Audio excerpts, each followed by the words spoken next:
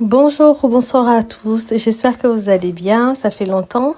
Alors une nouvelle vidéo aujourd'hui pour vous parler d'une partie de mon voyage au Congo où j'ai été pendant 3 mois.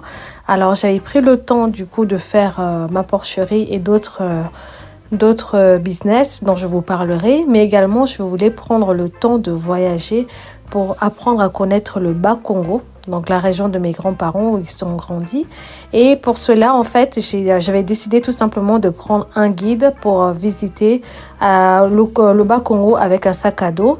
Donc j'avais pris un guide officiel, donc qui a pu voyager avec moi pendant 5 jours. Et du coup, on a traversé le Bas-Congo en partant de Kinshasa.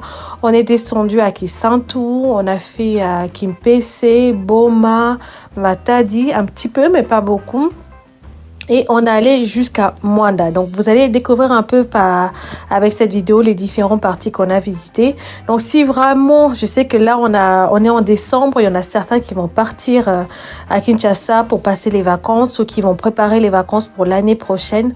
Si vous souhaitez vraiment découvrir le pays autrement et ne pas juste vous cantonner à Kinshasa, donc n'hésitez pas à contacter le guide officiel qui s'appelle Brel et qui est vraiment ouvert pour vous pouvoir mettre en place votre circuit avec lui. Nous, on a fait le Bas-Congo. Personnellement, je fais le Bas-Congo. Mais si vous souhaitez aller ailleurs, si vous voulez visiter, exemple, la région du Sud Kivu ou d'autres régions au Congo, il fait le déplacement avec vous et reste avec vous toute la journée. Il fait tout avec vous, en fait, pour pouvoir vous faire visiter différents endroits. Nous, exemple, dans le Bas-Congo, on a fait le jardin botanique de Kisantu. On n'a pas fait les chutes de Zongo parce que j'avais déjà fait, donc je n'avais pas choisi ça dans mon circuit. On a la Kimpese, on a fait les chutes de Vampa qui sont magnifiques, surtout en semaine quand il n'y a personne, c'est magnifique. Vraiment, je vous invite à aller aux chutes de Vampa.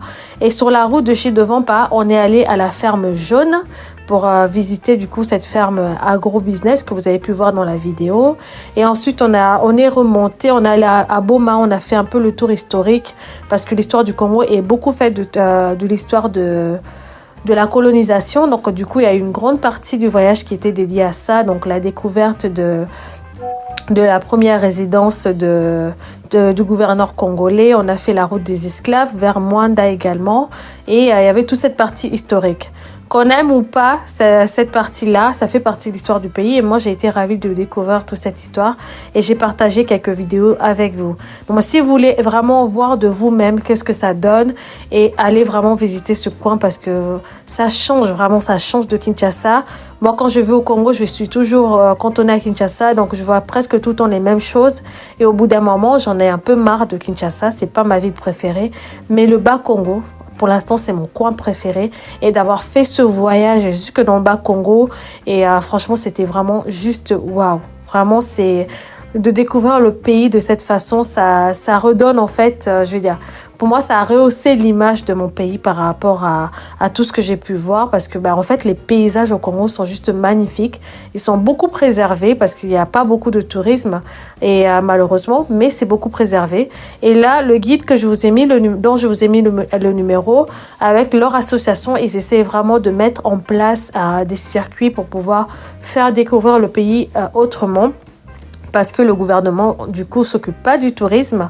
Mais c'est différent. Dans différentes villes, exemple à Mwanda, il y a une office de tourisme qui essaie de se débrouiller pour sauvegarder les différents sites. Donc, comme vous pouvez le voir avec la marmite des esclaves, c'est dans une maison qui est sans toit. Ils essayent en fait juste de faire de leur mieux. Avec des dons, ils essaient de mettre en place des choses parce que du coup, c'est vraiment avec les dons et les visites de personnes que les différentes personnes sont payées et qu'on arrive à rétablir des petits endroits. Le gouvernement s'en occupe pas du tout, donc c'est vraiment important pour nous. Si vous y allez, en tout cas, je vous encourage d'aller faire les visites parce que ça apporte de la visibilité au pays, ça amène de l'argent aux hôtels, aux différents guides et personnes qui sont dans ces circuits-là. Et ça va aussi promouvoir du coup un côté du Congo qu'on ne connaît pas et vous allez vous régaler. Donc le numéro du guide, c'est le 200 plus 243 896 732 320. C'est Monsieur Brel Nzeza. Si vous souhaitez faire le tour à sac à dos, avec un sac à dos comme moi. Donc du coup, on prenait les transports en commun, on dormait aux hôtels qu'on nous recommandait quand on arrivait sur place. Vous pouvez faire ça si vous avez votre propre voiture pour un peu plus de confort, également parce que vous voulez ramener de la marchandise du Bas-Congo à Kinshasa. Ça vaut vraiment le coup de le faire. Vous pouvez également opter pour cette option. N'hésitez pas à le contacter et prévoir et planifier en fait votre voyage avec lui. Voilà, en tout cas, je vous souhaite une bonne soirée. Prenez soin de vous et de vos familles et à très bientôt pour une nouvelle vidéo. Au revoir.